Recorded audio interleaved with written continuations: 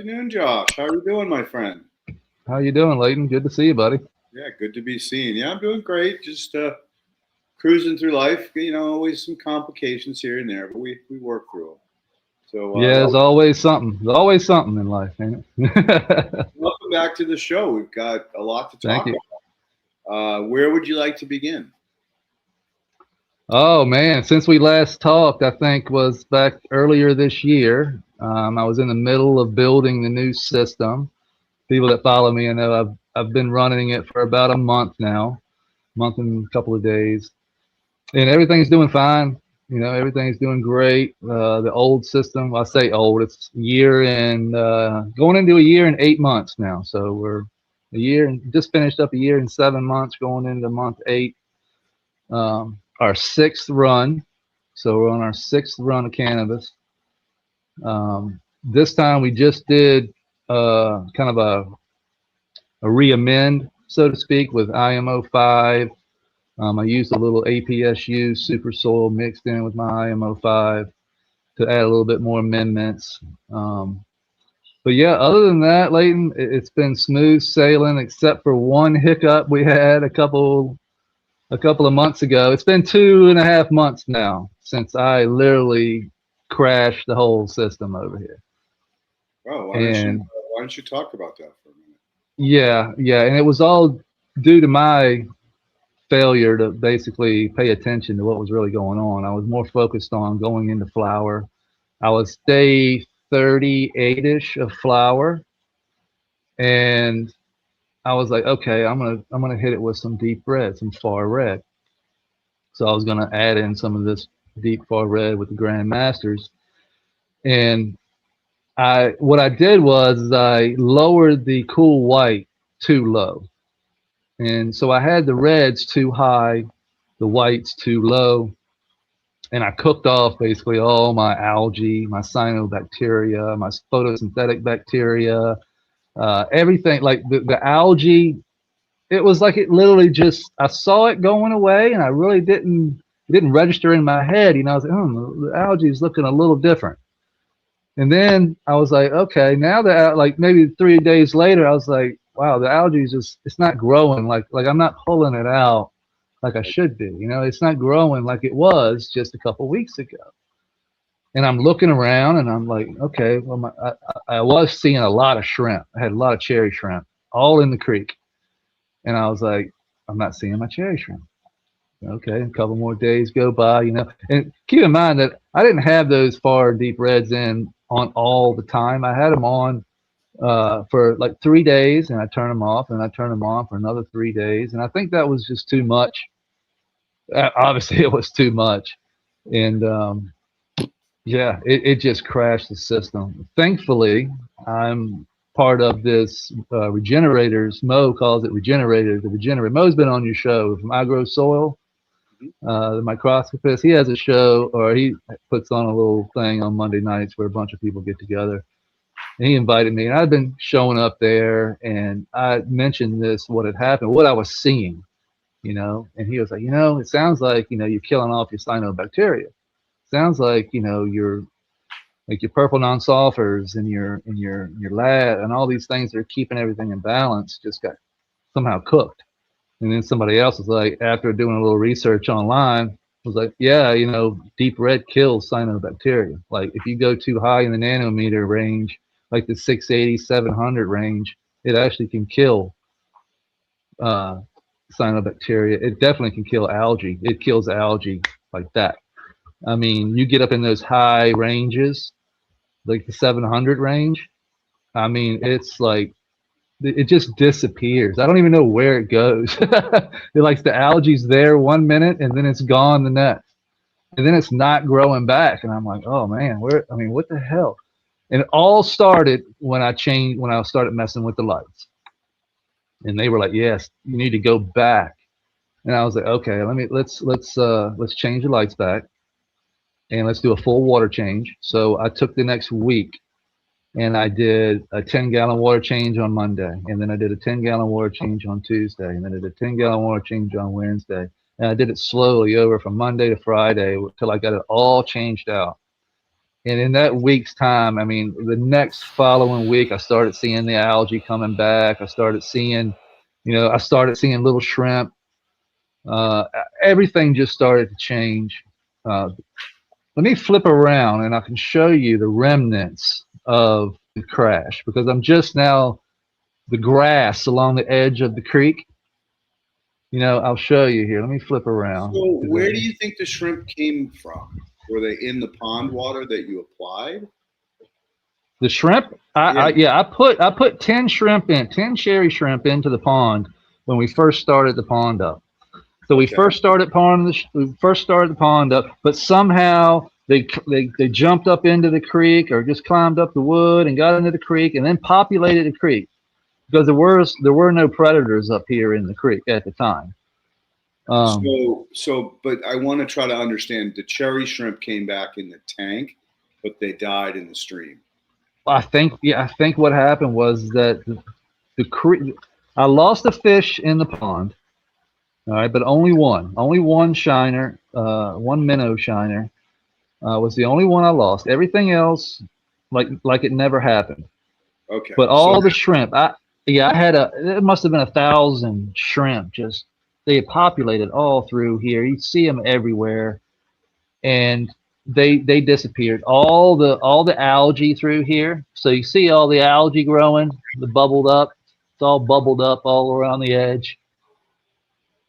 And I have to come in here and just pull it out. Like that's just all algae. Yep. But this is my filter. So once my filter went away, it took about 3 days for the pond to crash. Oh, so crash. Oh yeah. That's the only reason. Like the fish. Like so, I tested it. My numbers were off the charts, put it to you that way. So I knew immediately due from my freshwater experience and my saltwater experience that I knew I had to do a water change because basically water change, when you're having trouble in aquariums, water change is like the first thing that you're going to want to do is do that water change. But you can see the grass down here. You can see all that brown grass down through there. Yep. That's all from the crash, okay? All the way around. So all the way around. Right on the water's edge. It was brown as brown could be. And then the plants that were connected, shriveling up, brown spot. I mean, nasty looking, not good at all. Okay? This was all in a week's time. And I was in day 38 of flowers, so that, everything's up here, and everything is just looking not good at all. And I was just like, wow. I was like, all that, I took 1.5 years to get all that built up. And then literally like in a week's time, just from changing the lights to that far red and deep red, it just, this was non-existent. The grass turned brown. It was crazy. Like it was like it happened so fast. It's like a tornado came through. Yep. Like something you took 2 years to build was gone in a week. Like boom, gone. And I was just like, wow. I was like, is this going to take forever to come back? Well, water change, flip the lights back. I'm 2 months. This is 2 months later, and we are, look at the grass. The grass is back to green again. Yeah. Yeah. Yep. Everything brings up a very, very valuable point that we should really hammer home to the guests or the listeners. This is how fragile ecosystems are.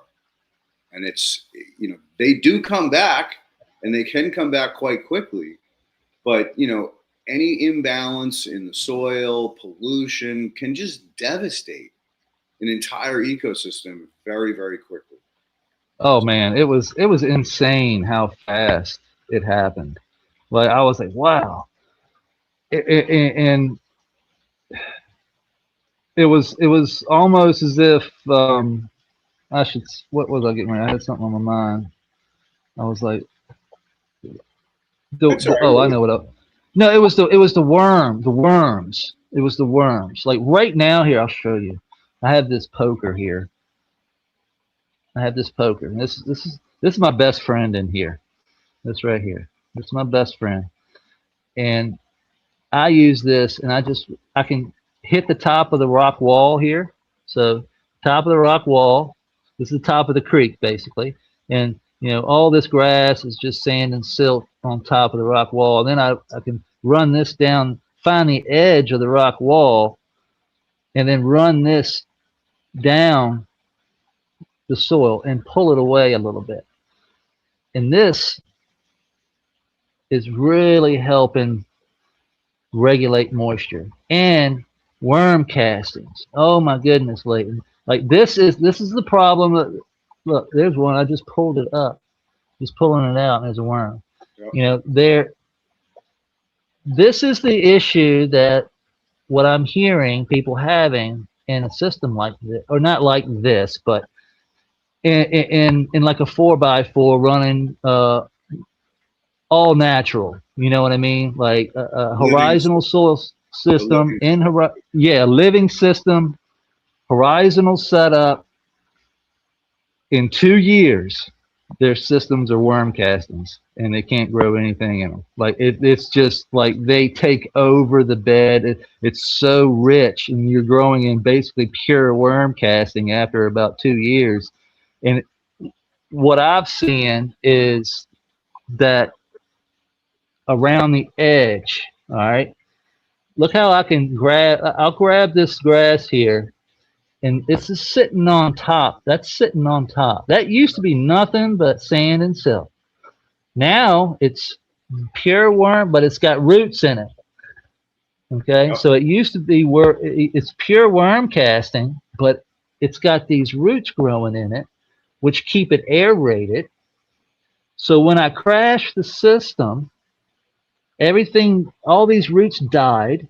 The worms left, creating a non-oxygen rich environment through here, which basically everything you could just see couldn't breathe. Basically, it was like everything was just suffocating and dying off and couldn't take up nutrients. It was just, you could explain it better than me what was going on, but that's what I saw happening. Everything was just like getting choked to death. It couldn't breathe. It couldn't take up anything. So it was in survival mode, and everything cysted up. And I've been sending my soil samples to Mo over at iGrow Soil, and he's been looking at them. So I sent him a sample at the very beginning, and it was, I mean, the soil looked great. Everything we had tested, we had nebas, we were seeing it all. And then I sent him a sample just after the crash, and it looked like a dead zone. I mean, it was just, it was completely different. You could literally see the death, and you can see everything cysted up. Did he see a bunch of anaerobes like ciliates or facultative? Yes, Okay. yes, we were seeing all of that. We were seeing all of that, and we were like, wow, this is a huge difference, transferring from like a great system to just almost trash. Like a dying system in like a month. It didn't take long, and I was all right. Now I'm going to bring it back. So I sent him another sample. Just maybe, I don't know, a couple of weeks ago, I sent him another sample. No, it's been about a month and a half. And I sent him a sample again while we were in the middle of the recovery. He's like, things are looking better. He was actually could see, like, yeah, I'm seeing things that are looking. This is it looks like, he goes, he's like, this looks like a recovery mode. Things are looking like they're kind of, in a recovery mode. I was like, okay. So now I'm in full recovery. It's been 2 months. And I just took samples today, and I'm going to mail them off to him, and we're going to be looking at that on the Soil Discovery Show, on my channel. Nice. And that's what we've been doing. So we've been literally monitoring this soil and watching it transform under the microscope.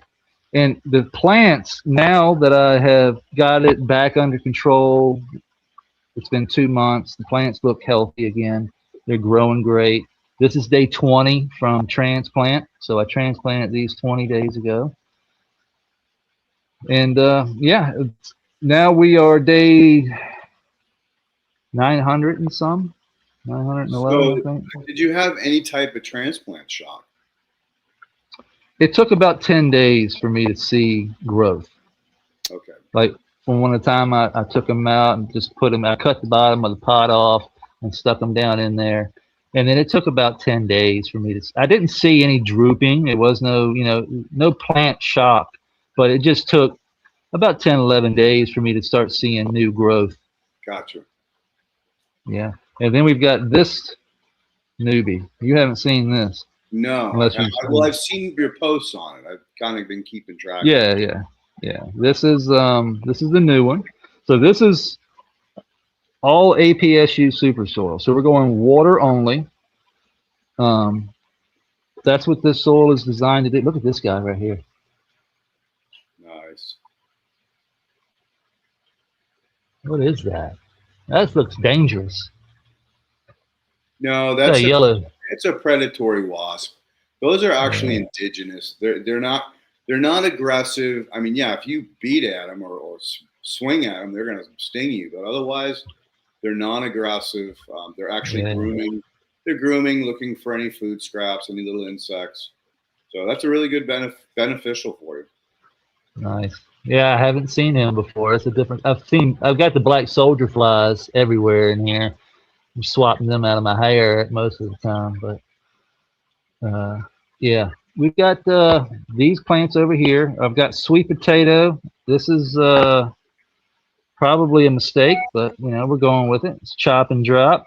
It's getting crazy. It's just I'm rolling it up basically. I'm just using it to kind of give me some ground cover. Look at it. It's going crazy. Awesome. That's awesome. That's a happy plant, man. Look at all those flowers. Yeah. Look at all the flowers. You're gonna have quite a production there, my friend. we got spinach. We got some spinach here, and then we got some cherry tomatoes. We got some cucumbers. Nice. This is an experiment. I just got a little bit of super soil with a transplanted extra, so to speak. So they've got a yellow squash down there, looking good. And then this giant tomato plant has gone crazy.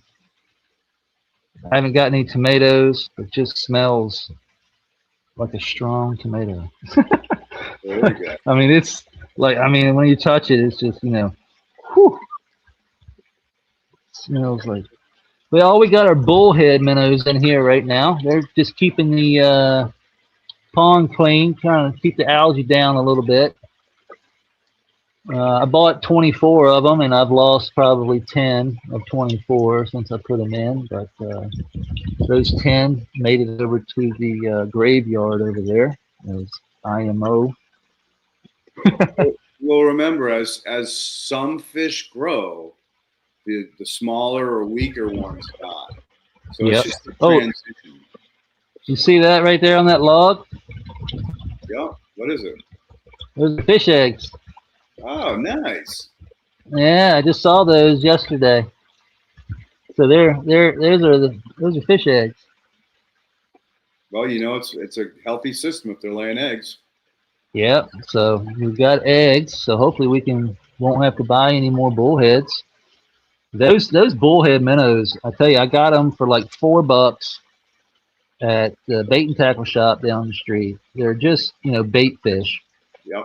People use them for bass fishing and catfishing and stuff like that. But man, they are algae consuming things, man. I mean, you can pull it out of the creek, throw it in here, and they're just they're like freaking piranhas.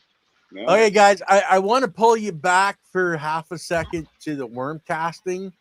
Oh yeah. What should he do if his bed is going all worm castings? That's a great question. I was kind of letting him give the whole tour, and then I was going to wind it back, but thank you, Ken. Yeah.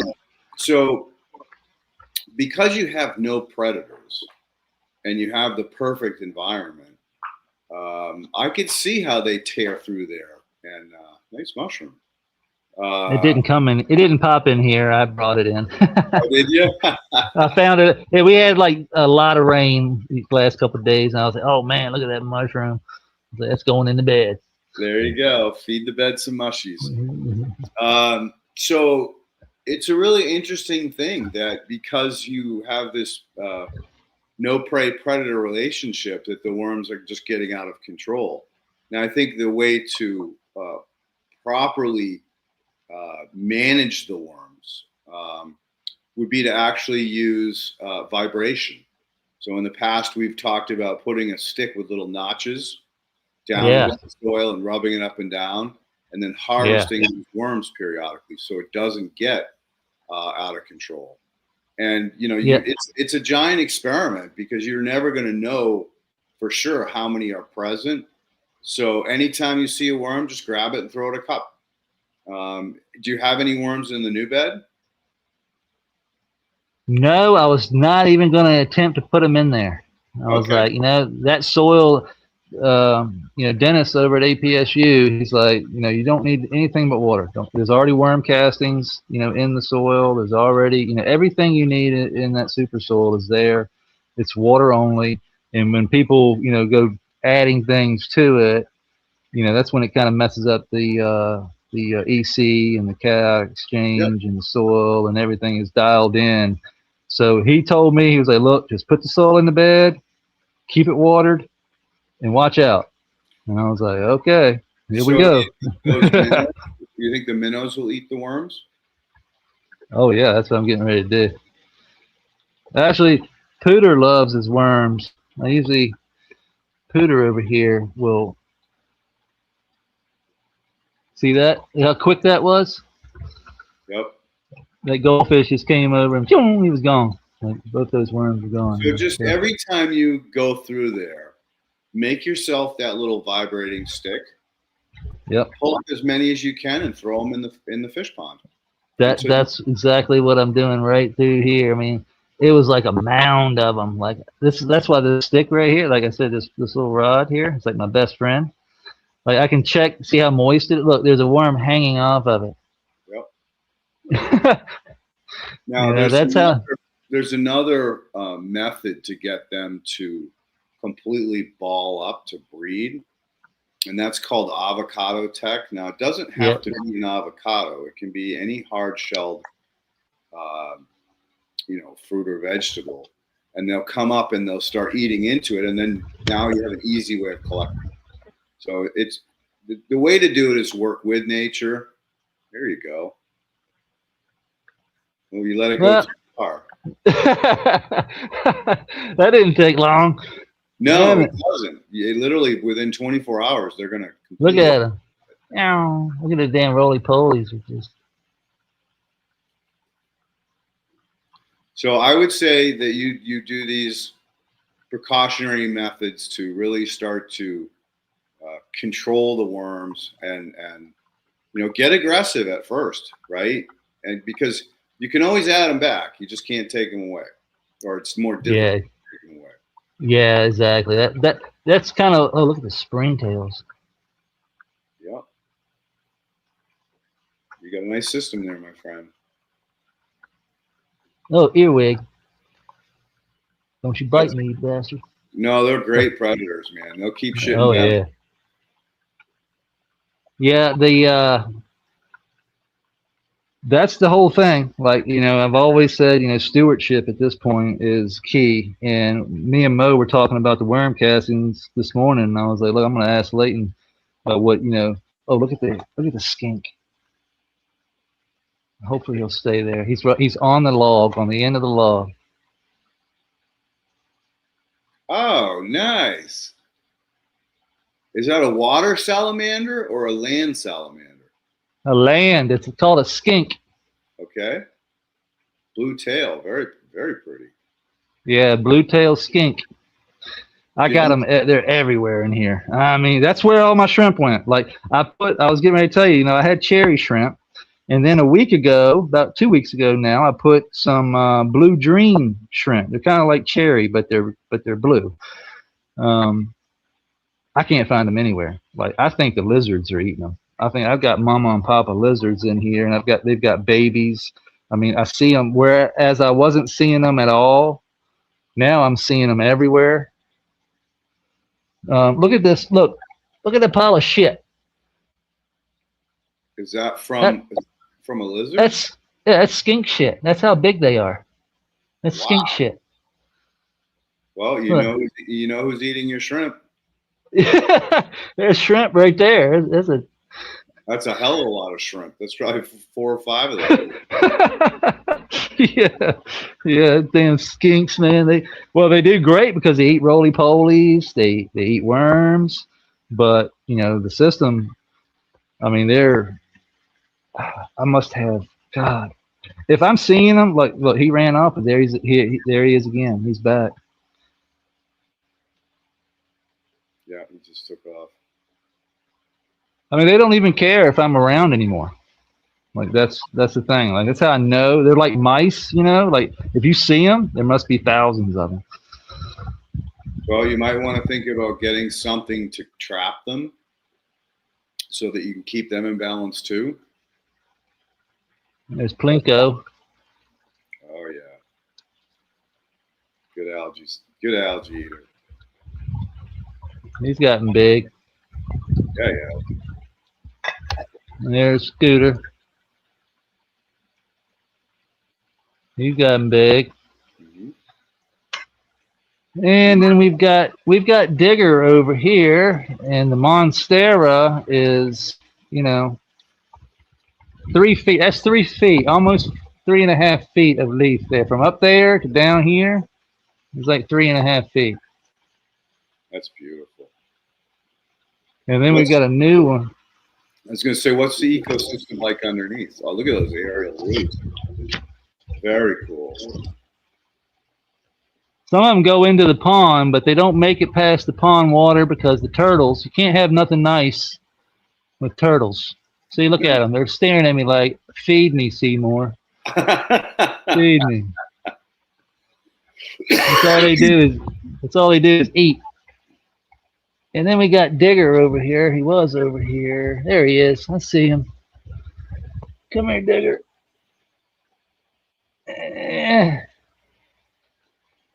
He's big. So he's what we call a terrapin, right? Yep. Yeah, he's a little box turtle. And he's been living here on the property with us for, whoop, lost my headphones. Hold on. He's been living here on the property for about 7 months now, 8 months. We keep his little water bowl there. He's here on the property. Did you get him out of the wild, or did you buy him at a pet store? No, right here on my property here. Nice. Kids found him and brought him up here. Nice. He's gone into the hole there. Yeah, they were like, "Yeah, okay, keep him. I was like, that's when I built this whole thing here, and I was like, I wanted to keep his home where he came from as close as possible. So we built him all this, and he has full access, to the light. He can come up from underneath here. He can go down through here and come around, and he can. Sometimes I see him sitting on the log there, getting this. This is UV. This is a T5 basically.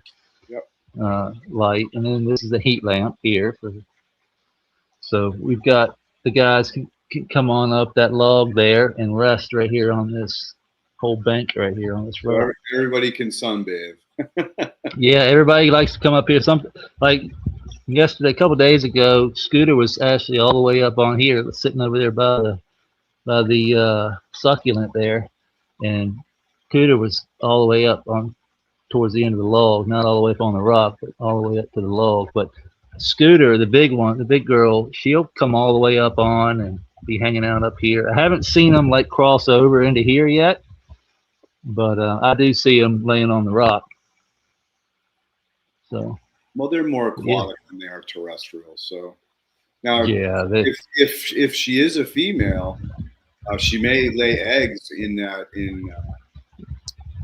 other turtle's little space, Digger. Yeah, that's what I'm hoping. That's what I'm hoping happens. Like I hope I got lucky and got a male and female, and when they do, she'll be able to come on up and cross over, do her thing, and then go back. So it might be interesting to see how mature, like how old the turtle has to be to begin to be productive. You know, I think I AI'd that, and I think it was around 4 or 5 years, Okay. if I remember correctly. And certain species are different. Always. But yeah, I remember looking at these, and if I had male and female, like the females don't need, like they'll lay eggs either way. Like she'll come up here and lay eggs, but they just aren't fertile. So she needs a male to fertilize them, but she'll lay either way when she's ready. The eggs will just form, and she'll come up here and do her thing. Now, whether they're fertile or not, well, I don't know. Time will tell. But time will tell. Let me see if I can catch her. Give me. Oh shit. Whoa. she's strong, man. God damn. That was a good catch, man. She's gotten big. Real big. She was silver dollar when I got her. Yeah. That's how big she was when I got her.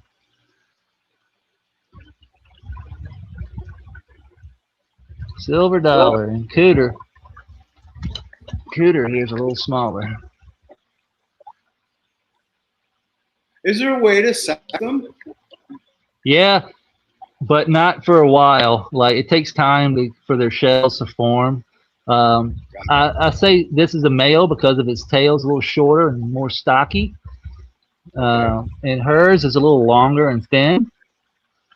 And this one will get kind of a concave underneath its belly. So it'll be like a concave belly underneath here. I can't flip them around because I'm scared I'm going to drop them. But No, that's good. yeah, the females have a flat bottom, and then the males will have like a concave bottom, and then a short, fatter tail. The females will have a flat bottom, wider in the hips, so to speak, to hold all the eggs. Yep. And a longer, thin tail to not obstruct the eggs from coming out. So yeah, it's hopefully, like I said, hopefully they do their thing. We'll have some yellow skunk breeding going on up in here. Turtle breeding. So, were there any other things that you would like to talk about, either with the new system or the old system? Well,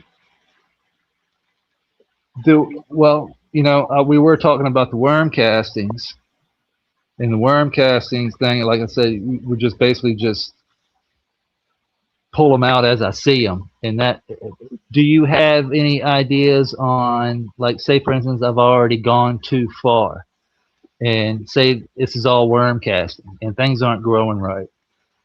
Would it just be easy just to scoop it out and replace the soil, or would it be like an amendment type thing? I would say you can amend it. You can always add a little bit more. I would say probably sand and clay and not silt, because worm castings are kind of a silt. Yeah, yeah. So I've got this over here. I wanted to show you this. So this is pea gravel mainly, but it's also construction sand. So I added construction sand to the silt and sand that I get from the reservoir, because the construction sand has got bigger grains. Yep. It's like, you know, so it gives me better aeration. So you can see, like, some of that pea gravel is tiny, but then you. So I would take an aggressive stance. I would use avocado tech and use the vibrating stick. Every worm I catch, I throw right in with the turtles and the fish and let them have fun with it. And then I would start to add that in, you know, as you're taking stuff out. And it won't hurt to, like, if you see a big clod of worm castings, just scoop it out and replace it with a handful of soil. Yeah, that's kind of what I was headed towards. I was, you know, in my head, I was like, you know, if it got to the point where I'm not seeing good growth, and I'm seeing, like, you know, too much nutrient, it's like, you know, it's just overwhelming plants. Like, I'm seeing signs of, you know, well, too much too much nutrient. Yep. And I'm not seeing that yet. But if I was, the best recourse of action would be just to basically remove, like, well, that's the biggest thing for me is like removing things in this is kind of difficult because it kind of messes up the whole thing when I start removing and replacing. But if I was going, like, say all of this is worm castings, scoop maybe the top 2 inches off and replace it with new soil or fresh, like maybe a fresh mulch or like a fresh like IMO 4 or IMO 5. I would be hesitant to add soil because you're just going to encourage more worm growth. Whereas That's what I did. That's what I did with the IMO 4 and 5. Like literally, like I put it in, and like you said, I just created a monster with the worms. Like they just came in and just destroyed all that IMO 4 and 5 was gone in like 2 weeks. So again, I would add just sand. The little pebbles are fine, and get yourself some clay. Go down, hike a creek till you find where there's a clay vein, and just harvest it. And if it rolls like a snake in your fingers, you've got pure clay. If it crumbles, it's somewhat contaminated. But again, and contaminated means there's other materials mixed in, other parent materials. Either one is fine. It's just and again, you want to dry that clay out 100% so it's dust. Yep. You want it to work down into the soil system. If you roll up a little snake or a clay ball and throw it in there, it's not going to be nowhere near as effective as it would be in a powder form. Mm-hmm. So just leave it in the sun and let it get cooked till you probably want to solarize it, like put clear plastic over the top of it, because as it turns to dust, the wind's just going to blow it away. Gotcha. Yeah, that's what I do with this. So this is silt and sand from the reservoir, and I added a little bit of construction sand to it. You can see that it's got algae growing. You can see kind of a green tint to it. Yeah. And we're starting to get grass growing in it. So the grass is starting to spread. And then I've stuck this down here, and we do have roots. What is it? It's a cut. It's a cut. A cutting? A cannabis cutting? Yeah, I took it from outside, one of my outside plants, and you can see the roots. I just took the cut and I stuck it right down in there, and it took about 2 weeks, but it rooted. That is crazy. So you didn't even use like a cloner or nothing. Nothing. Nope. Just stuck it right down in there, just like that. Well, cut those dead leaves off. You don't want the plant wasting energy on that. Well, I wasn't going to keep it. I just wanted to see. I'm already way over my allowed limit, but we're going to be cutting most of these out. But yeah, that I wanted to show you, like, that is. Well, that indicates a very, very biologically active ecosystem. So that's fantastic. Yeah. And did the same with the grass here. That rooted. I don't want to pull it out now, but I haven't checked these in a while. I don't know if these have rooted yet. It's stuck those. No, I haven't. I don't see any roots yet on that. Yeah, you can see a snail on there. That's so cool. You really do. Yeah, you do have a beautiful system, and I wish that. Thank you. Cannabis was less of a demon in the minds of so many people, because you could bring kids in there and show them this, and they would just go ballistic. But the kids don't even care. They don't even care about the plants. They come right over here. They'll be like, those are your kids. It's not like a bunch of kids in there. Yeah. Because literally, like this is a great inspirational tool for kids because you do have all this wildlife, and it would probably encourage a lot of them to make a terrarium, which was something I did when I was a kid, and I loved that thing. And I had like 4 or 5 different types of bugs. I had a couple fish, just like you, a little turtle, and in a 55-gallon tank. So half of it was aquatic, and the other half was terrestrial. Did you see that? Yeah. That's a jumping spider. He's kind of running around from me. He's got some bait. See, he's caught some stuff. Yep. He's hiding from you. Yeah. Sorry to cut you off there. That's right. But that's a great learning tool. It's like aquaponics. You bring a kid to an aquaponics facility where they're growing veggies with the fish, and you talk about the plumbing, the electrical, all the things that are involved in doing it, and those kids get super inspired. This is a Kimmy Pier bag. I mean, if I set this down, this is what there was a worm in there just a minute earlier. And I have no idea how it got in there, Leighton. Like, it was a big ass worm. It must have been in there from a casting or something.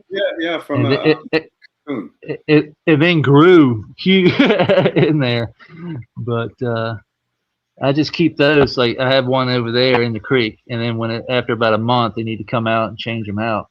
But when I set them on top of the soil, man, that thing here, this is a biological haven. It's just activated biochar and some different types of synthetic clays and polymers that they put in this bag to clean the water.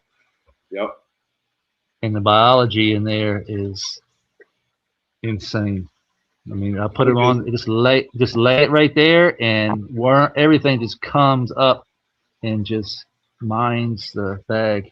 Well, there's another natural trap for you.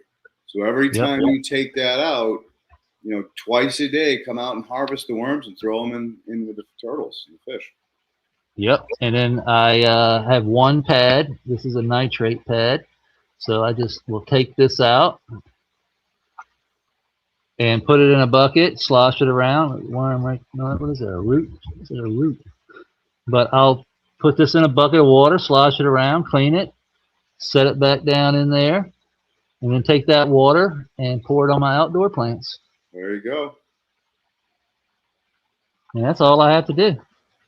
Look at all these roots. This is the lucky bamboo here. So this is towards the end of the creek. But this is what's cleaning most of the creek. Shit like this. Now, do you ever gently sponge the excess algae off it? Yep, that's what I'm doing. That's kind of my biggest thing on stewarding in here. Like, I have to come around and do this. I have to pull it off. I've got to let it, make sure it doesn't get overwhelming. Like, I'll pull some of it off the roots, But yeah, it needs to be managed for sure. And then I'll just run my hand. I'll act like a hearn or like a crane walking through the, and I'll just do this, and yeah, you claw it and you kind of shake it, and that's what that pad is for, sitting here at the end here. That's going to catch a lot of that excess that I'm just working. And then there are no filters. That's the only filter. But I'll just do this. I'll get in there and pull all this out, and then just bring it over here and put it right in the soil. And you can see that's what I did this morning, and it'll be gone tomorrow.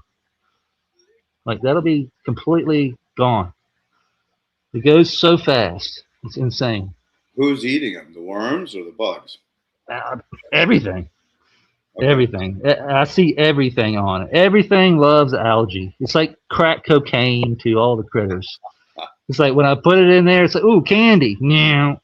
Candy, It's like the most concentrated thing. I guess it draws them too. You know what I mean? Like, it's probably like they smell it. They feel, I don't know what's going on in the little isopod's head down there. I can only imagine that if somebody threw a giant pile of cocaine down on the soil, those who want it are going to come running. And that's what happens. It's when I throw algae on, it's just like a swarm. And I don't see it until the morning. Like, I'll come in here just before the lights turn on, because I have the UVA and the UV and heat lamp kick on about 15 minutes prior to the big lights coming on. Okay. so I can come in here and walk around and see things, you know, and before the lights come on. When I do that, when I come in the morning, it's like isopod, like it's like the fairgrounds. Okay, when you just go in, you just a sea of like people. Yep. Well, it's like isopods just run around everywhere, all over the place. They're not messing with the plants, but they're just working and mining everything that I threw down the day before. So I'm basically throwing down something on this bed every day. You know, you're bringing up a very, very valuable point. The isopods are their main focus is to chew up organic matter. So like worms, they're going to leave behind a very fine worm casting like soil condition. Yep. So you may want to actually start taming those guys too. Now I know you mentioned a friend of yours who had a system for 2 years, an horizontal system for a couple of years, and was struggling with the worms, overdoing it. And so yes. I wonder if he has isopods as well, especially on scale. And if he does, that's speeding the whole process up. So, you know, he probably ought to get either a lizard or something like that's going to eat the isopods like crazy. Yeah. And something that he's big enough that he can see and it's not going to breed and get out of control in this tent. But the lizards will also help with the worms, especially if you like create that, avocado tech or shell tech. The lizard will just knock it over and gorge himself.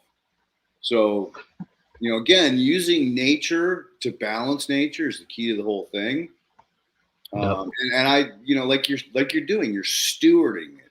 It's no longer about managing it. It's just about stewarding it. So I think, those three key things, the little ratchet stick, the avocado tech, and anytime you're getting, surface worms, you just grab them and throw them in, and you've got those blue-tailed skinks. Skinks? Yeah. Skink. Yeah. Skinks. Skink. SKINK, I think. Skink. Yeah, that are also, patrolling, and in his case, he probably doesn't have those. So, no. And I would not put an iguana in your plants. Those things, they're crazy. And they're also that would be fun, huh? Yeah, but if he goes to a pet store and just talks to somebody who's really well versed in lizards or reptiles, I'm sure there's ones that he could recommend. Like, I don't think you want one of those chameleons, because I don't think they'll eat they tend to be in the trees. Yeah. But a ground crawler would be really beneficial. Yeah, the skinks I've noticed. Dude, you may want to get a lizard yourself to manage the skinks, because the lizard will eat those things like nobody's business. That's popcorn and candy, man. And then once he gets big enough, return him to the pet store for a smaller one, and then just keep a rotation of a, we'll call him a balancing lizard, or balancing to keep those bigger guys, in check from getting out of control. Because if they have, population after population after population, they're going to outrun you, dude. I see them outside. Now I'm seeing them. I've always seen them outside, but now inside, like I was seeing a few here and there, like sporadic. Now they've had babies.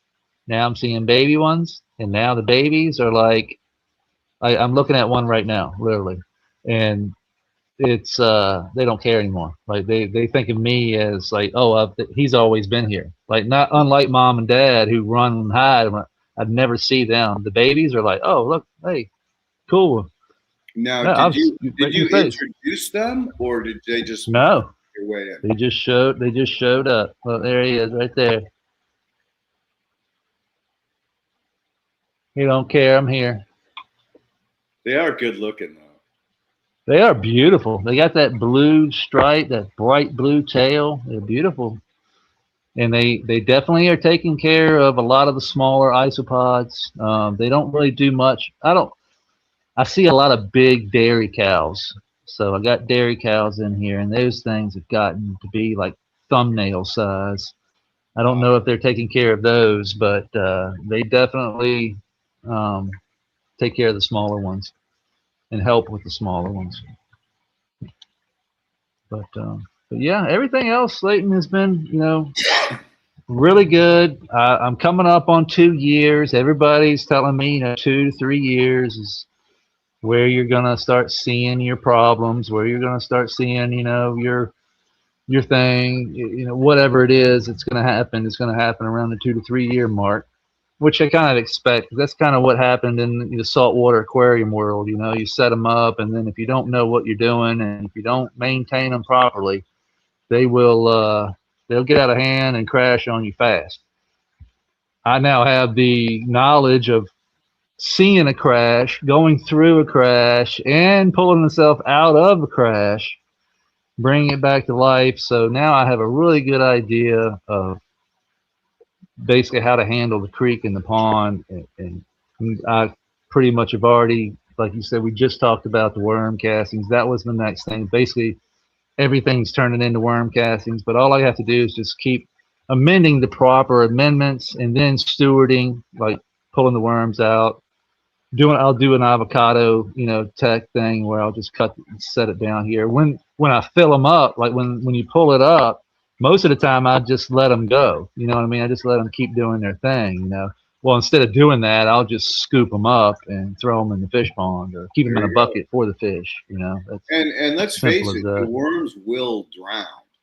So even if there's an abundance of worms, they'll just drown, and the boys will pick and choose as they want. And I don't think it'll create any other water quality issues. I mean, remember, don't get nuts. Like if you get a huge amount of right, but if you throw a small handful in there and a few of them drown, the guys will clean it up later. And if you do start getting huge volumes of them, just to put them in a bucket and put them outside or feed them your food scraps, whatever. Utilize them as best you can, or just let them go. Yeah, go fishing, do something with them. I'm going to jump in, Leighton, on that one because in my aquaponic system, I had worms living in the water. As long as you have enough dissolved oxygen, because the worms breathe through their skin, they will survive in a pure water column. Now, I had the exact opposite thing. I used to feed my tropical fish worms, and I would often see them die and turn white. So there might have been something else, Ken. Maybe it's the fish or the abundance of fish. I don't know. So, they weren't in my fish tank, though. They were in my aquaponic system, which was a flood and drain. Oh, that's different. Floating raft bed. That's different. So, with the ebb and flow, they are going to get air, exposed to atmospheric air. So, a little different. But anyway, everything, like we always say, Ken, don't be a moron. Don't be a moron. Yeah, do your due diligence. If you throw a bunch in there and you're seeing a whole bunch just sitting there, scoop them out. But my gut feeling is as long as you're being, realistic about how many you're throwing in there, they won't ever create a water quality problem. Yeah, little things like I've been seeing little things like this pop up, so that's a good thing. Yeah. Diversity, my friend. Yep. So listen, we're gonna wrap at 1 hour today, and I'm gonna kind of keep this up until the end of the month, due to the fact that I'm moving, which is no fun at all. No, it never is. Once I get settled into my new place, we'll get back on the long format. So is there any other questions or things you'd want to discuss today before we bounce? I think we pretty much went over everything that I had on my list with the worm casting. That's the biggest thing I've seen, as far as like being a potential problem. I think you're in a safe place. That now that you're concerned, you can get ahead of this. Yeah. And again, amend with the little gravel. I love that texture of sand because I love the concrete sand. That's what it's called. It's coarse. That's a concrete. Yep. Yep. And then mixed with the river or your pond sand. And I would say, ideally, you take that pond mixture, throw it in a bottle, something that it's big enough you can shake it, and then do your what we call field textural test, and try to flush all the silt out of it so that it's just sand, because we don't want you to add more silt, because that's going to contribute to that problem of too high of organic matter. Yeah, that's what the worms are eating. Like you're exactly right. It's the silt, because they run through that, turn it into poo, and if you can't keep the poo or the worm casting in that little ball, they stack on top. But once they get too wet, they collapse on one another, and you lose your aeration, and it just becomes a big mess. And I'm still a fan of having worms. I think they really do a valuable thing in the system. But again, because you don't have any predators, you have to be the predator. And you have to be diligent about it. Especially, once you start putting avocados down and you're no longer seeing worms come up to it, or we should say shell tech, because I don't want people to think you only use avocados. But once you create those shell tech bait bombs, and you're not seeing a ton of worms up there, then you can back off and then just let it, then kind of manage it from there on out. Every month or two, put out one and see what happens. And again, you're still going to have some in there, but the key is this, management at this point. Yeah, we want balance. That's all. I don't want to overload of worms. Like every time, like when I stuck the stick down and just did a little quick swirl and pull the stick out, I got worms stuck on my stick. Yeah. That's probably an indication of too many worms. And I really appreciate you coming on here and thank you, sir. More with you. I mean, it's just such a beautiful system. Thank you. I'm really, really deeply proud of you. Show great respect for your hard work and thank you, sir. In doing that. I appreciate all your knowledge, man. It wouldn't be here without you. That's impressive, man. It's very, very impressive. You should give yourself a hug and a pat in the back for your hard work and efforts. Big time, yep. Ken, any house cleaning that you need to take care of? Well, just wanted to apologize for last Wednesday. Andy's internet went down, so we couldn't do the show. So we should be doing it this Wednesday. But Josh, thank you so much for what you've created and for bringing it to people, for showing the mistakes.